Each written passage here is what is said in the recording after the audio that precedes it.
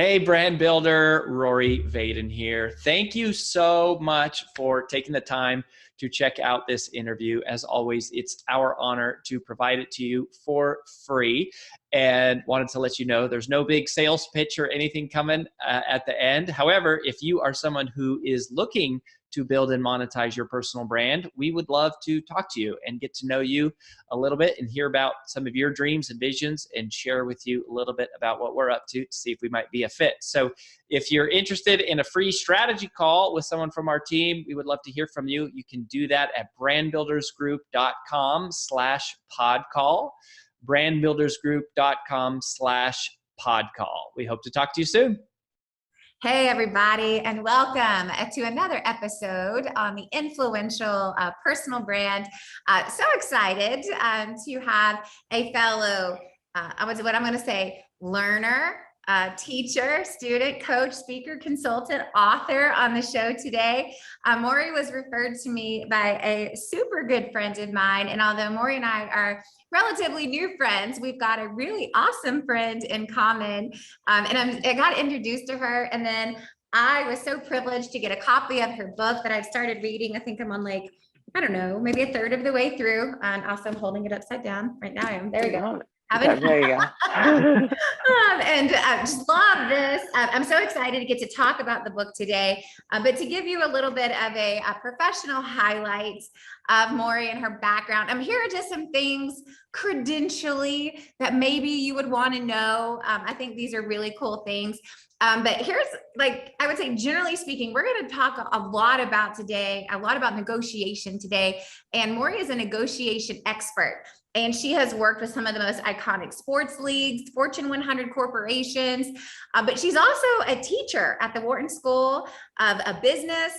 She's also been on some major media outlets, including ESPN, Forbes, Inc., Money, NPR. Like, I could go on and on with professional accomplishments, but we were just having this conversation about how our bios are such a teeny tiny part of who we are, and they really don't give the full spectrum of who we are as individuals, just some professional accomplishments along the way.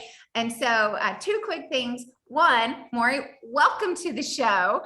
And two, this is my chance to let you introduce yourself and who you really are by helping our audience get to know you. And so here's my first question for you. So here's your introduction to the show and our audience. And here's what we want to know. We want to know, how did you go from, let's just say, college graduate to all of these amazing things that you've done to most recently launching this awesome book about negotiation? So we want to know, how'd you do it? Well, first of all, let me just say, thank you for having me on the show. Whatever it is you drink in the morning, I'll have even half of it. Even half of it would probably help. So your energy is awesome. Thank you for having me here. So I don't really want to go into like the really lengthy explanation of it, because I feel like there's chapters of my life. I would say the first one is really all the way through college, and probably a few years thereafter. The daughter of Iranian immigrants, much like all the other sort of immigrant stories, your parents have all these dreams and ambitions for you. They want the very best life for you. They take all those risks and they leave behind what they know for the hope and promise of a better life for you. And so, especially sort of this, what I call Iranian guilt, we sort of carry this weight with us, knowing all that's been sacrificed for you. And that sort of followed me through college. My father wanted me to be a doctor. I'm the youngest of three kids, and the first two did not go that route. So I was like the last promise, right? And so almost like living my life in a pre-programmed kind of a way. I really didn't even question it. And I went through college. All I knew was that I was not very good at the very thing I was supposed to be doing, right? So it was, the sciences were always so hard. Kind of forced my interest in a lot of them, but it was like, don't look right, don't look left, just look straight ahead. This is what you're supposed to do. And when I graduated college and took the MCAT twice, by the way, I was like, all right, wait a minute, this is not A, I'm not good at this. And two, B, I don't even know if this is something that I enjoy all that much. What I did enjoy was helping people. What I did enjoy through all the sort of the jobs that I'd had through like work study in college and the working in different doctors' offices. And then really my last job was at St. Luke's Hospital in New York and Harlem and working in the sickle cell unit. And, you know, sort of really understanding in some ways that it was public health that I really enjoyed. And that was sort of like helping people at a macro level, not a micro level. And so, you know, there was some of that in my spirit. I just knew that being a doctor wasn't it. And so went through a lot of different, so I volunteered at an amazing organization working with really high risk individuals, drug users, sex workers, and I did basically HIV test counseling. So I was the person that spoke to them beforehand to get them tested and then spoke to them afterwards to get them their results. Wow is right. Really high risk population, unfortunately, was the bearer of bad news on way too many occasions, and it broke my heart.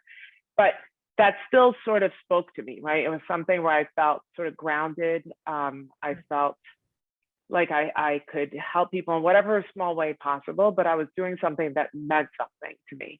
And I enjoyed that very much so. So fast forward that, I continued to work in public health for several years, moved on to the public health department. And after a few years, had the great privilege of starting this program that helped pregnant women who are at risk for HIV/AIDS. And this is, I'm kind of going down this route because it is important, but this program that I started kind of took off. And it was, you know, the way it was fashioned was that it was basically supposed to sort of democratize access to HIV testing for people, for pregnant women, no matter if their race, religion, color, whatever it was. And only to be able to understand if they were HIV positive so that they can take the medications to help prevent the transmission of HIV from mother to child. And it was extraordinary, right? Again, like this was the first big breakthrough we had had in HIV/AIDS. And again, you feel like you're doing something that's meaningful, that you could be proud of. It sort of fed my soul in its own way. State of California came to me, they said, the great program, we'd like to do this statewide. And here's like a bunch of money for you to do it. And, but we want you to do it. So, and I just applied to business school after like all that, the understanding that I was not going to go to med school.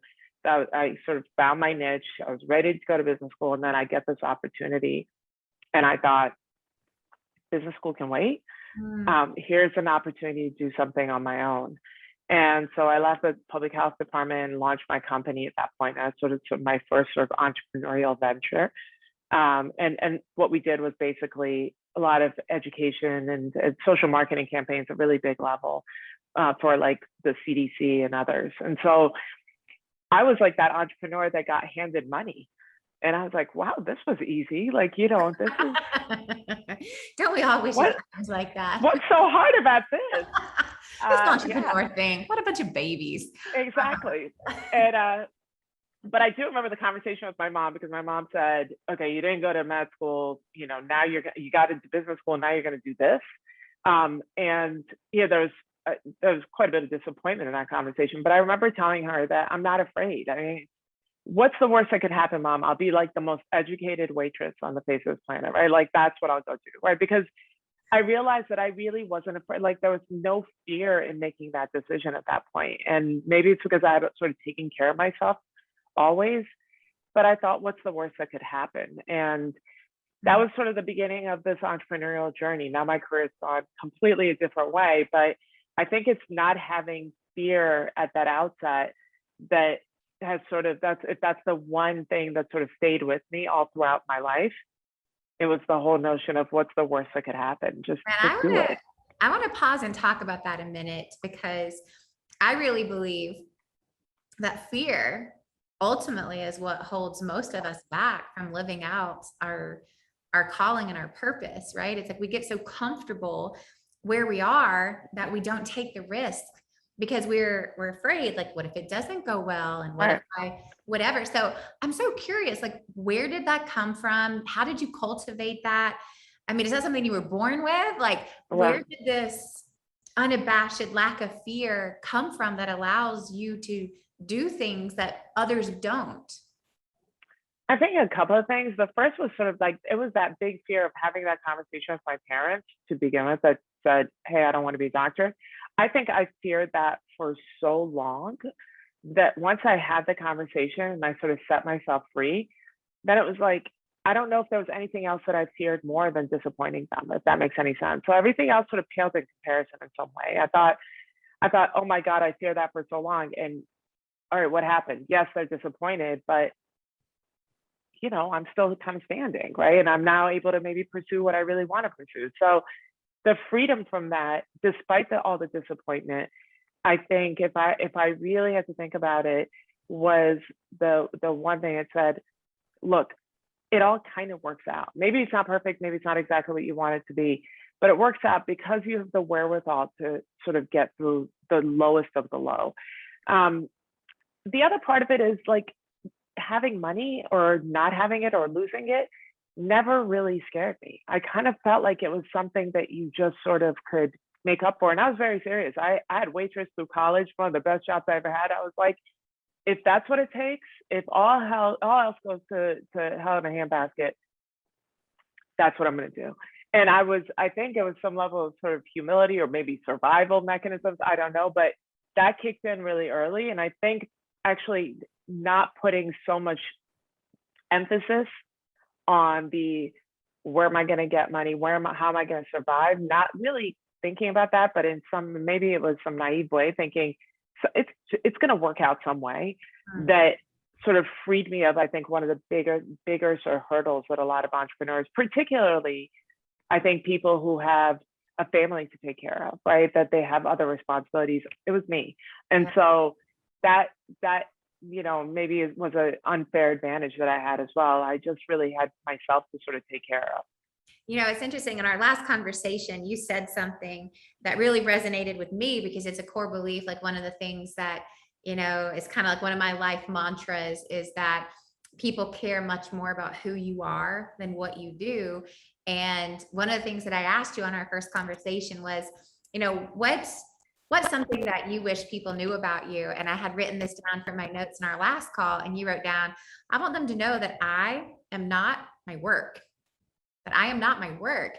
And I'm just curious, like how much of this lack of fear really comes from, you have a really clear disassociation from your self-worth and how that's connected to your profession.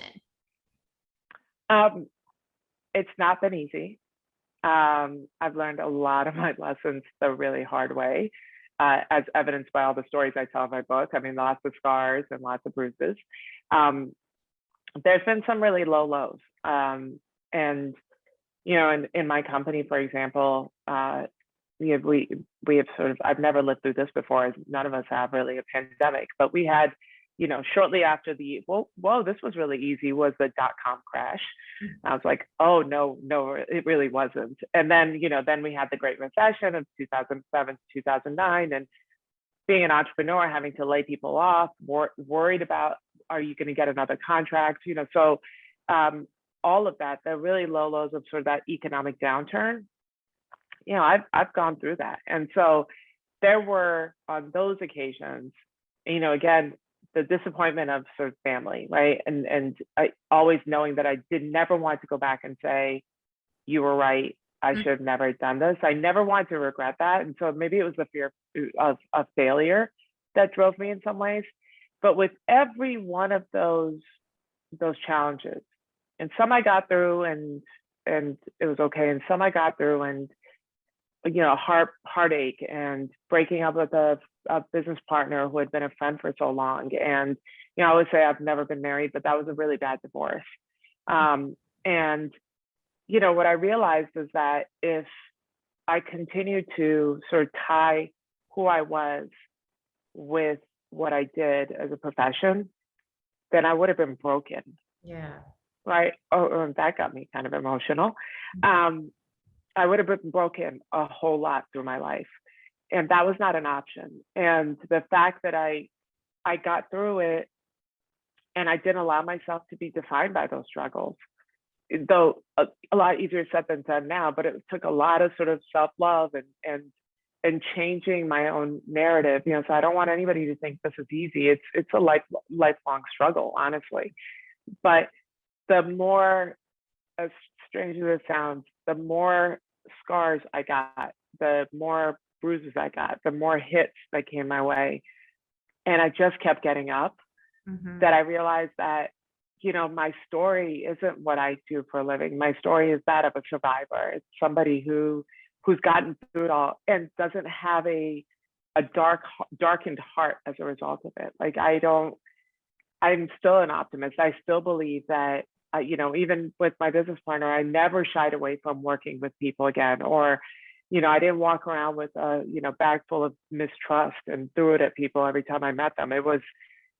I couldn't do that. And so I think that that's really important, because when all is lost, it's who you are that really matters. And I've lost a lot. So I decided to separate those things.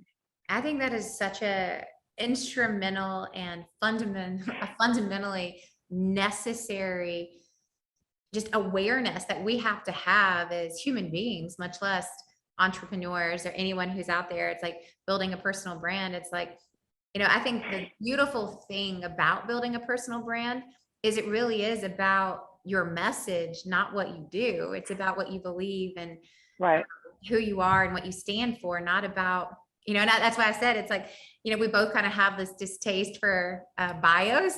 And I think that's right. It's like, what does that have to do with like who I am? Exactly. And it's so funny. I was at a recent conference with my husband, and at this conference, they were handing out these, what do you call them? Lanyards, right? And the lanyards have your name on them.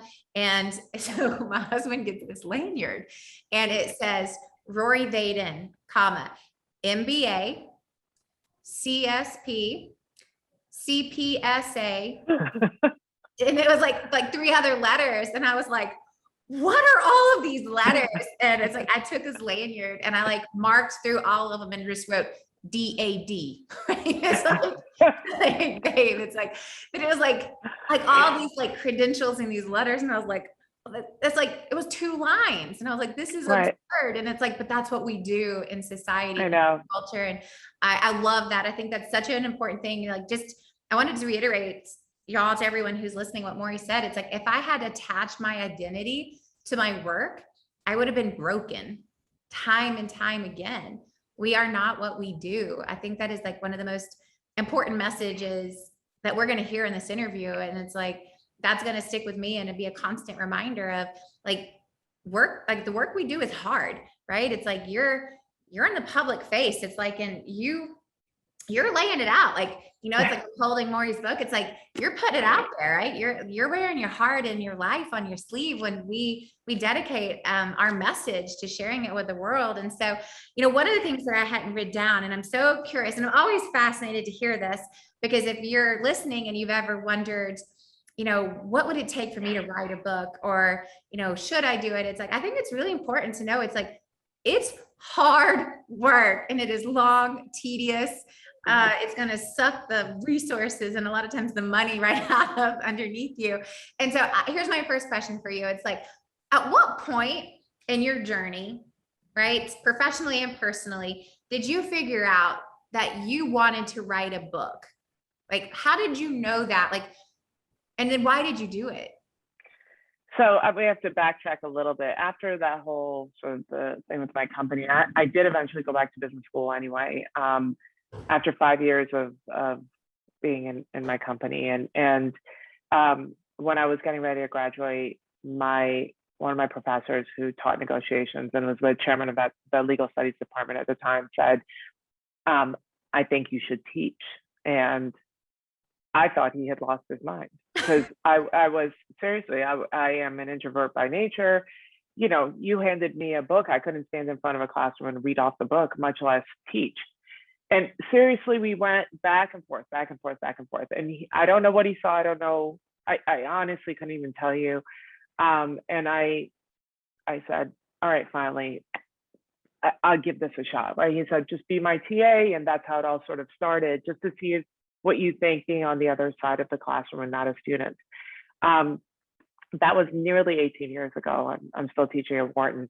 Wow. But I say that to say that then sort of I talked about my life in chapters. That next chapter where sort of the teaching career began, I never imagined it. I had never even in my wildest dreams thought I could do it or was capable of doing it.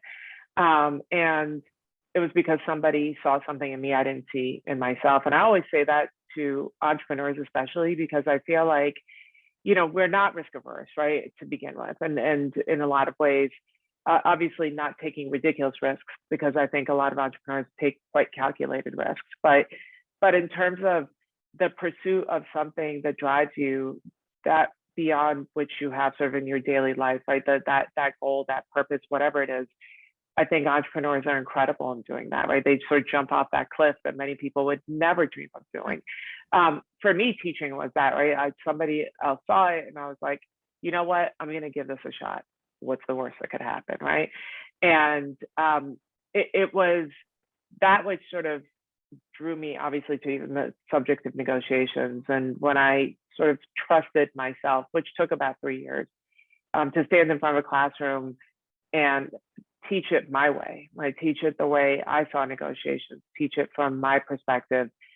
And that sort of opened up everything. I won my first teaching award. I always say the first year that I actually kind of ripped up my syllabus and started teaching it exactly the way I wanted to teach it. And that sort of made all the difference in the world. So you start trusting yourself, and then kind of magic happens.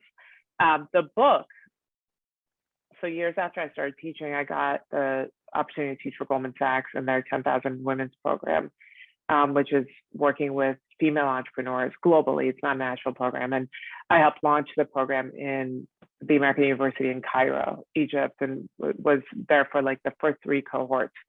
Life-changing, amazing, female entrepreneurs, guts, conviction, all of it, right?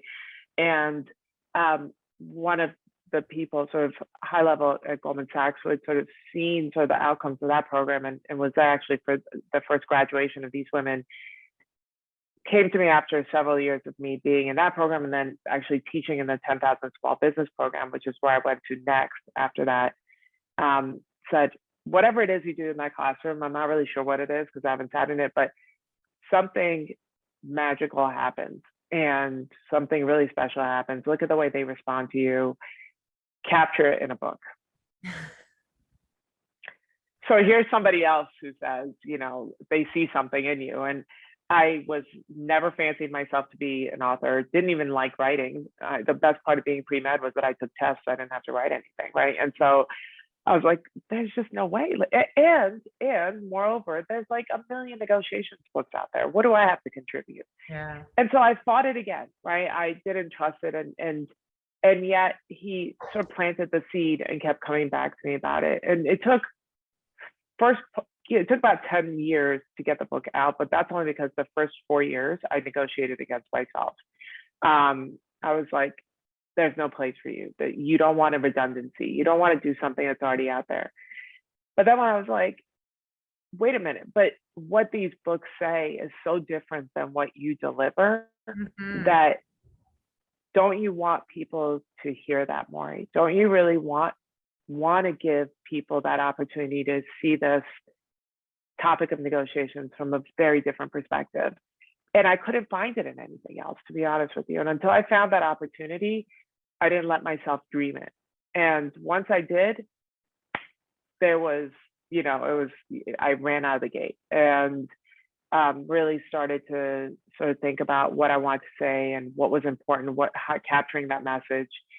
And that was the hardest part. Once I got started, the proposal was not as hard because you sort of know at that point where your heart is and what it is that you want to deliver. I got incredibly lucky when all these publishers were like, great idea, love the book, love. I mean, it was, everything sort of fell into place, but I was my biggest obstacle for a very long time. And so, you know, once you know it's a message that's so necessary, then I would say writing it wasn't actually as hard as I imagined it to be. You know, it's interesting. I think there's like a couple of things I want to kind of like circle around is one, this is a really great reminder to everyone who's listening. Like writing a book does not happen in a year. It just doesn't. You said this was like a 10-year process, the first 4 years of negotiating against yourself. But then like y'all like take note, like this does not happen in a year. And if it doesn't, or 2 years, that doesn't mean it's not going to, but this was a very multi-year process, right? It was. Mm-hmm. Yeah. So you're kind of saying like, once you knew, like there is a message that I have that's kind of like unique and different. I think this is equally as important because I think so many people struggle with, well, everything has already been said. I have nothing else to add. So what advice would you give to someone who's talking themselves out of their own dream? It's like, no, honestly, I think especially for entrepreneurs, it's no different than that product that you know that there's nothing else in the market for it, or, you know, whatever niche that you create, or, you know, writing a book.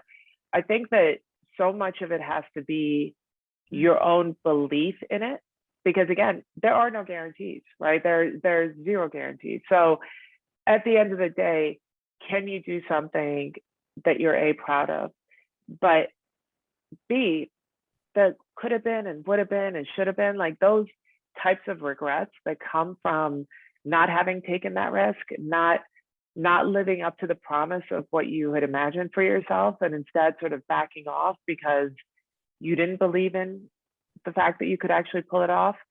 I think those missed opportunities, to me, are far scarier. Like that notion of the what if regret is so much more difficult to live with, because you will spend the rest of your life thinking about it, as opposed to doing it and maybe failing, and you learn and then you move on. But at least you can never look back and say, what if I had? And I think so much as we can control when we get to that intersection, so much as we can control taking that turn and moving towards something and saying, what's the worst that can happen, right? I think that's really important. And once you believe, then it'll work or it won't, but you won't ever have to spend all those, you know, moments thinking, you know, I let it slip by. That's so good. I love that. I love too, it's like the fear of not going for it is like greater than the fear of going for it. I think right. That's good.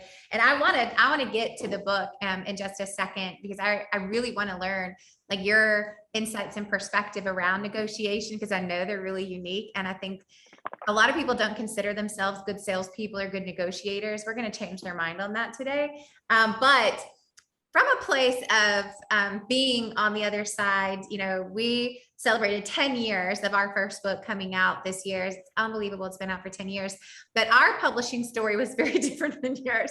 We basically prospected agents for like 2 years. We were borderline stalking these people until they finally were like, oh my gosh, we'll read the proposal so you go away. Luckily, you know, it turned out in our favor. But from, you know, one publishing story to another, because they're all very different. I would love for you to kind of share, like, what has your journey been? Like a real life perspective for the listener out there who's going, I do feel that calling on my heart. I do have that message that I know it's unique and different, and my audience needs to hear it. And I don't know how to go about doing this. Like, what do you mean you just called a publisher, or what did you do? Right. So kind of give us like your perspective. I mean, this is somewhat fresh, right?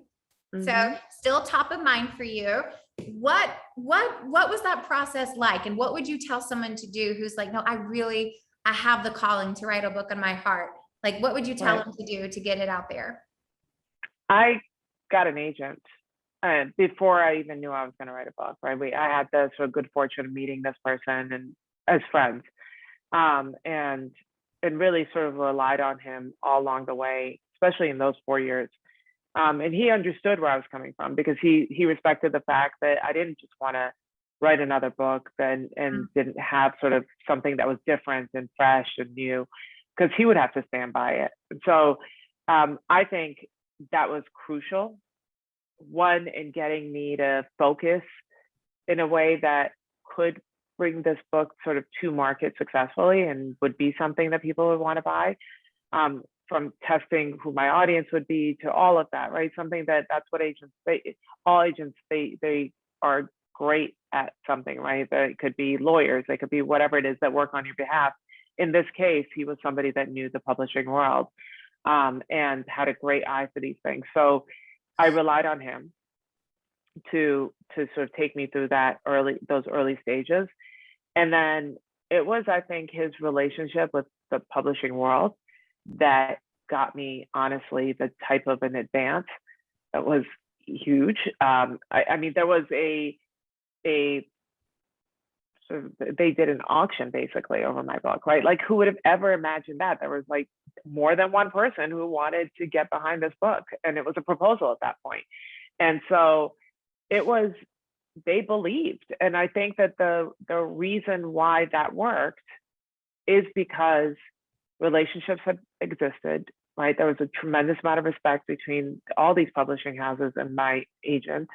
He led me to a place that I could proudly stand behind something and sell it. And so I think this is the kind of thing where you have to have some level of humility. You may know a lot, you don't know everything. And I think I knew nothing about that world. I probably have even learned much more about it. Wish I had known more before actually this book was published. And would I do some things different again? Absolutely. It's been a learning process all along. There's a lot to it, but an agent was, he was my eyes and ears, and then really promoted me in a way that I would never have been able to do on my own, I think. Yeah, I think that's really important. And it's like, we knew that we had to get an agent if we wanted to do the traditional publishing route. We knew that. And that's why we spent 2 years prospecting and stalking our particular agent that finally signed us. And the crazy thing is, it took us 2 years to get an agent. And once we had an agent and fine-tune the proposal, it took us less than 2 weeks to sell it. So I think a lot of that it comes down to relationships and reputation, right? But I think one of the things that I think is really important is, so often I hear this from a lot of clients in the Brand Builders Group community, and they think that writing a book is how they build their content.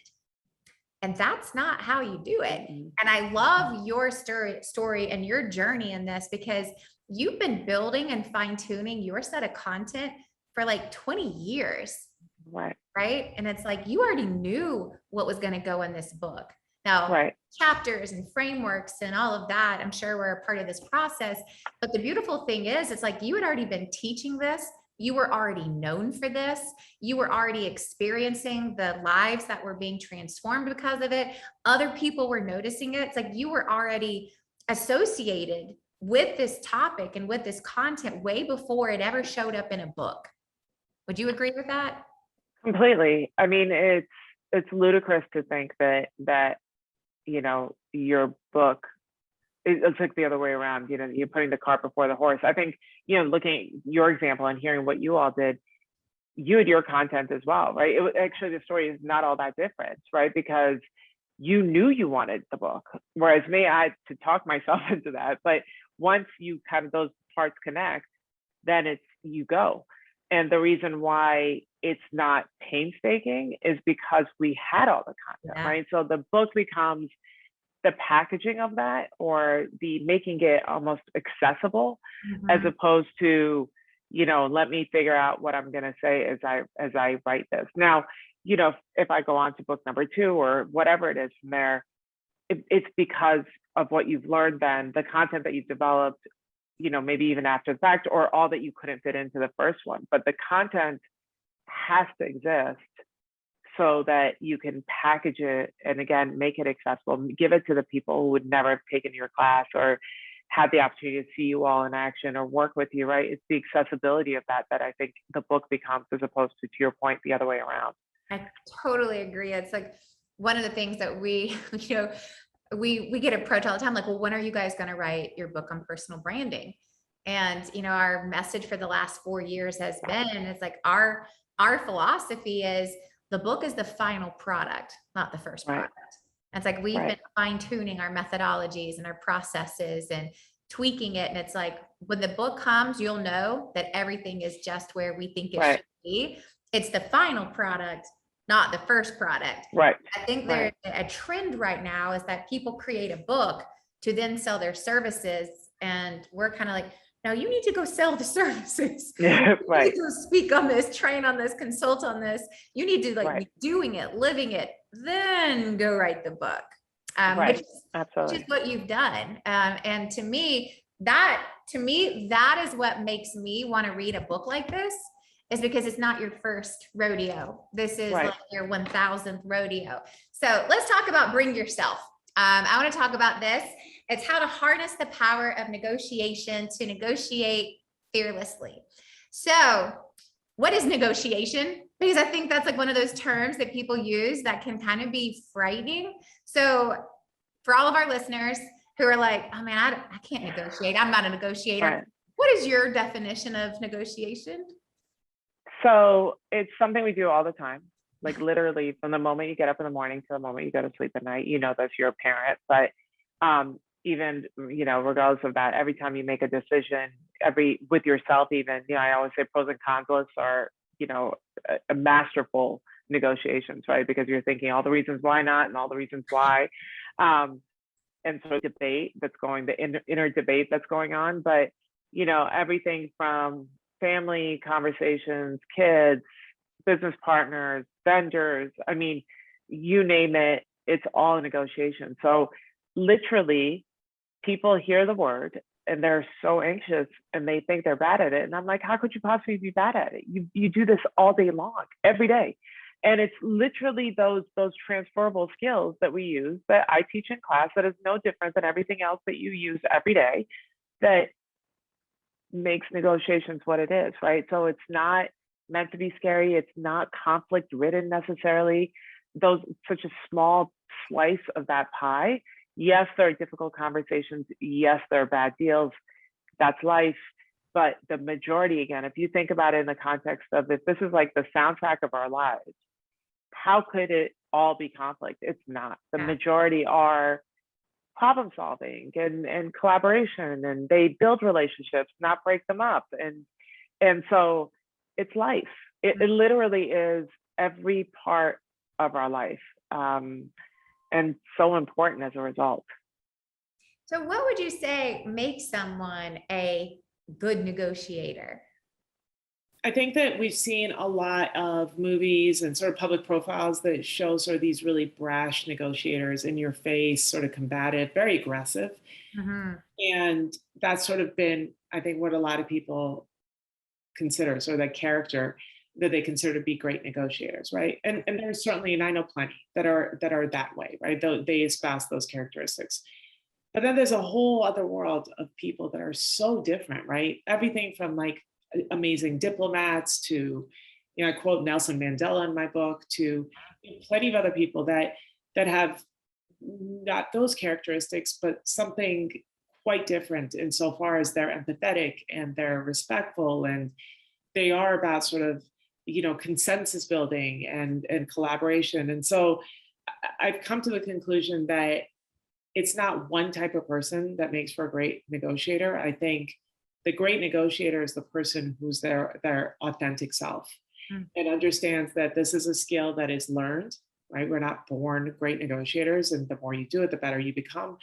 But I think a really big part of that is the level of authenticity and believing that that person that's coming to the table, that, you know, how you show up, that gives you the confidence to be a great negotiator. And then all the other things I could tell you, like the characteristics. I believe that the best negotiators are incredibly curious, that they use negotiations not as an opportunity to be so self-assured that they think they have nothing else to learn, but they come to the table curious with sort of that blend of confidence and humility that says, I'm confident with who I am and what I bring here, but I'm humble enough to know that there's a lot to learn always. And so the open mind, the open heart, empathy, you know, where again, it's that level of curiosity about the person you're negotiating with, to understand their journey, how they've gotten here, so that you can appeal to their sense of values and order. And you know, I think those are the things that we don't often see celebrated because again, that character that we see in our heads about the movies that we watch, the great negotiators are never seen as like the real kind, respectful, empathetic person. It's so wrong, because I think there's a place for everybody. But in my mind, in my heart, I just believe that the great negotiators are those that make room for other people, and trust that conversation and that approach where it considers both sides is really the best one. I think that's really good. I actually have a really difficult conversation coming up later this week that's going to require some financial negotiation.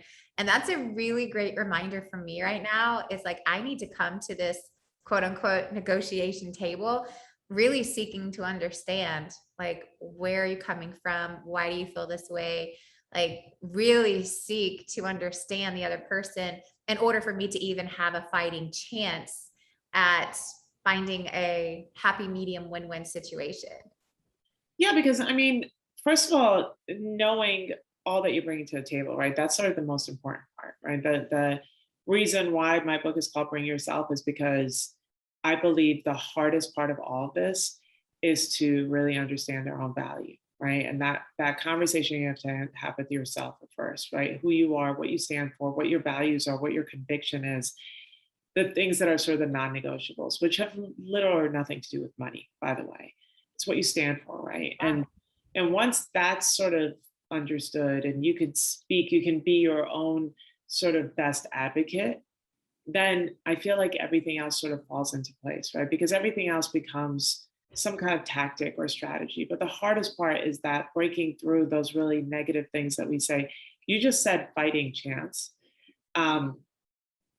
which I would never see somebody like you who's accomplished all that you've accomplished even think that that's how they should think about this. Of course you have a fighting chance. Of course. I mean, are you crazy? It's a good reminder. Like, our self-talk matters. Right. But it's like, no, I mean, the minute you think that you have to sort of even fight to have the chance, like I would abolish all that. I would put that away, because, the truth is, it will not take you that long to understand why you're supposed to be there in the first place and ask for what you're worth, right? That should not take very long.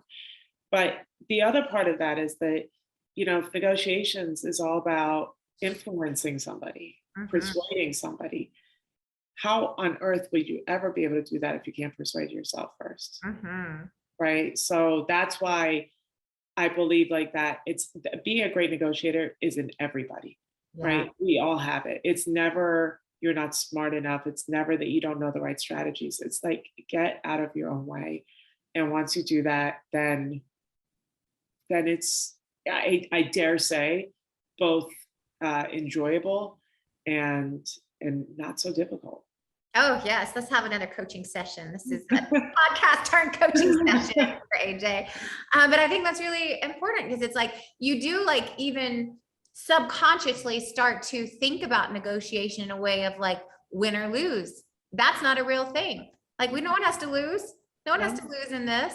And I do think there's so much negative connotation around the idea of negotiation. So I'm curious, like, where do you think that comes from? Like, even in my subconscious, where I'm an extraordinarily unusually confident human being, but for me to even like subconsciously think fighting chance, like when it comes to negotiation, like, where do you think that comes from? I think society in a lot of ways, right? Again, like what we see in movies, what we see on TV, what we read.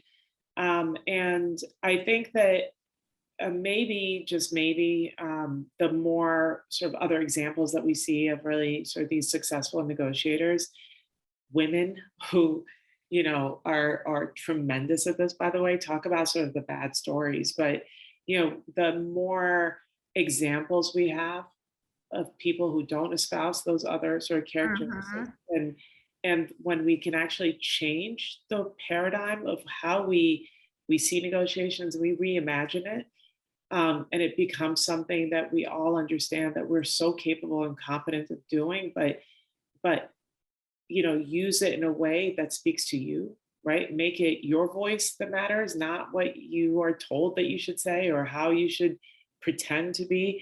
I mean, there's more pretense in what people are taught, right? There's more, negotiations is not like baking a cake, right? who am I to tell you if you say this word and that word, and if you do this and you act like this, you're going to succeed? First of all, that's not true. It can't possibly be true, right? It's going to fail probably as many times as it's going to succeed. Totally. But the moment that we realize that living in our truth, living in our purpose, honoring our values, honoring ourselves, that those things are fundamentally not just what will make us successful in life, but successful thereby in negotiations. I think the moment we embrace that, then we realize that in a world that we're told to be everything that we're not, that to stand up and be courageous and be exactly who you are, that's what else is there? I love that. And you said something earlier that, really resonated with me, but then also with so many of, the people that I get to interact with on a daily basis, both personally and professionally. And it's setting up non-negotiables, right? And I think that's a huge part of negotiation, but also of confidence, of knowing it's like, there's wiggle room, but then I have my non-negotiables and there's no wiggle room there. And so I've heard you say, and maybe it was our conversation, maybe it was in the book, I don't remember at this point, but it's like, and that negotiation is not an issue of skill. It's more to do with self-worth and confidence. Can we talk about that for just a minute? Like, to hear that negotiation is not a skill thing, it's a belief thing. I mean, that's really different, because it's like every other negotiation training, book, seminar that I've ever been to are very, very sales oriented, very skills oriented. It's words to use, body language, tone of voice, all the things. Right. So to hear it's not a skill issue, it's a self-worth, it's a confidence issue, really puts it in a different place of perspective. And so I want to hear your thoughts on that.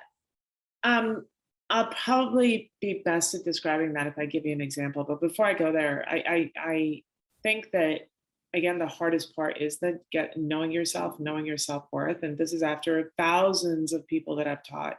It could be CEOs of major corporations. It could be a professional athlete, people who you would never imagine have, issues with sort of self-worth or, imposter syndrome as we imagine it, but they do.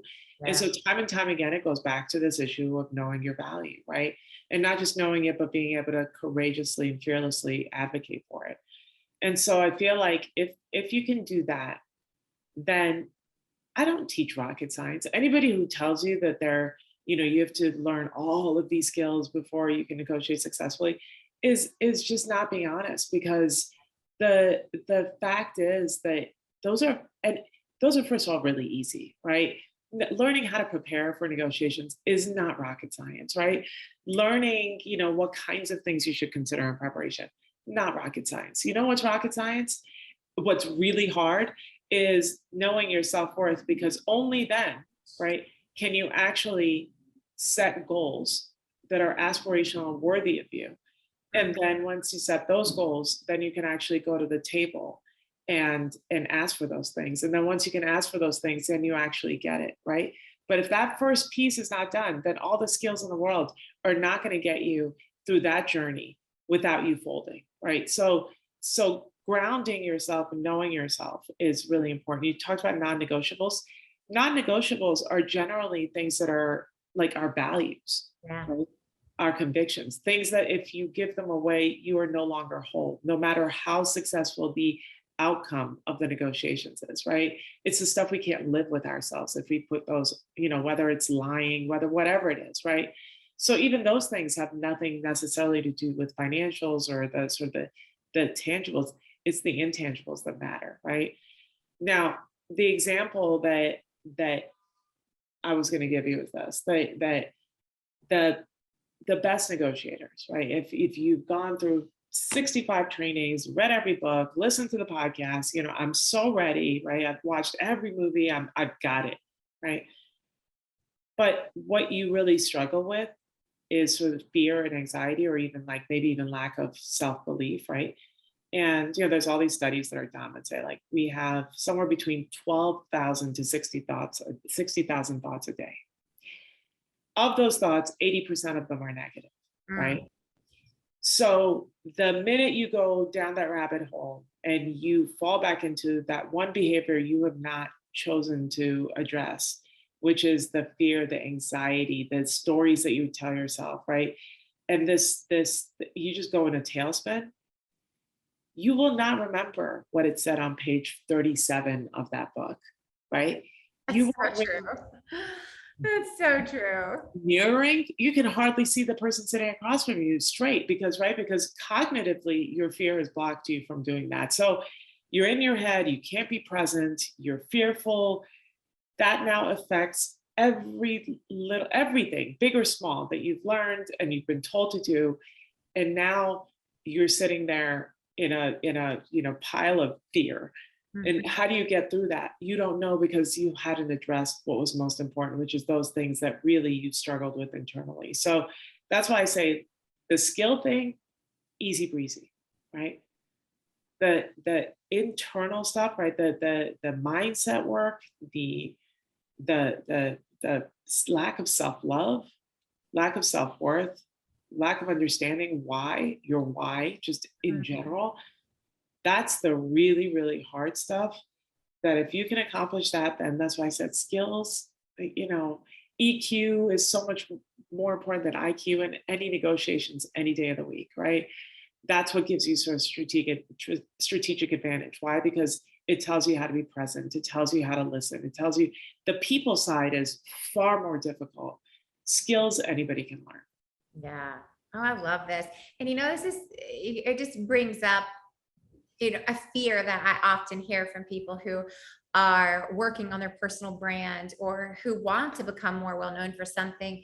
But what their real fear is, do I really have anything to add to the conversation? And I love this so much because being in a world of sales for a very long time, there's a lot of talk on negotiation.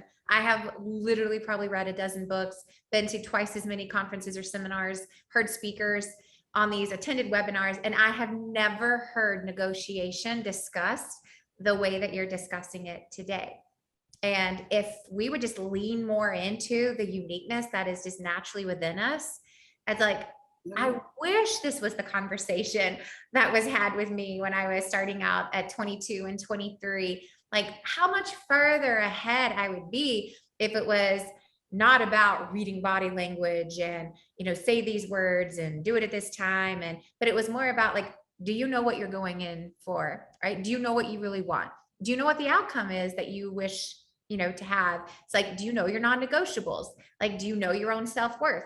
Like, do you even know what you're negotiating for? Right. It's like, how often are we just, in my perspective, it's to my comment I made earlier. It's like, sometimes it's just it's a battle. It's like, well, I'm just going in to win. Right. And it's like, well, right. Is what's that old saying? You can win the battle and still lose the war. Right. It's like, do we even know what we're going in to conversate with?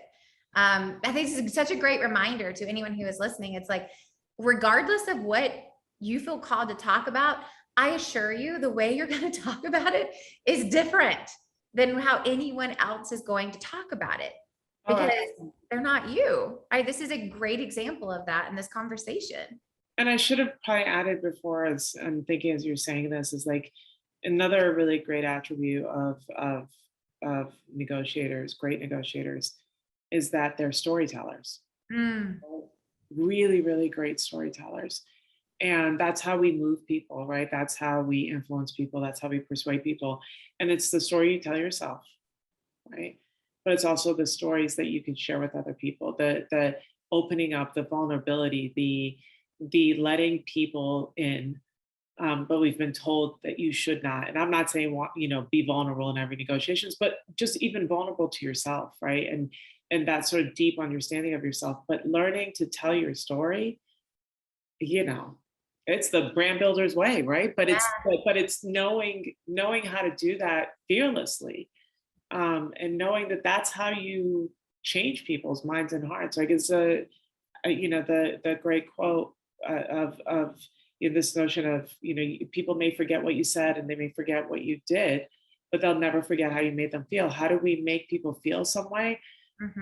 We tell that story, we bring them in, and that you can't learn in books. That you have to first believe, and then have the courage to share. Oh, I love this. I could continue this conversation for another hour, and I still have more questions. But I want to make sure people know where to go to check out this book, Bring Yourself. So Mori, where should they go to learn more about you and learn more about becoming that great negotiator that is already within? Well, so everything's on my website. So if they go to moritaheripour.com, the information about the book, I've got a newsletter they can sign up for, everything's there. I'm on social media. The book itself, you can find at any outlet that sells books. So Amazon and Penguin Random House, it's actually the publisher, Barnes and Nobles, all of it. So not too hard to find. It is out there. All right. Well, I will make sure to put your website link in the show notes. Everyone spells it correctly. You can go to Amazon, type in Bring Yourself. I'll put all your social handles in the show notes. And before we sign off, I have one last question for you that has nothing to do with negotiation or publishing or teaching or anything. But since it came up today, this is help me and help our audience get to know you. What would you say are 3 non-negotiables in your life that you're like, these are 3 non-negotiables for me? I don't lie. It's a good one.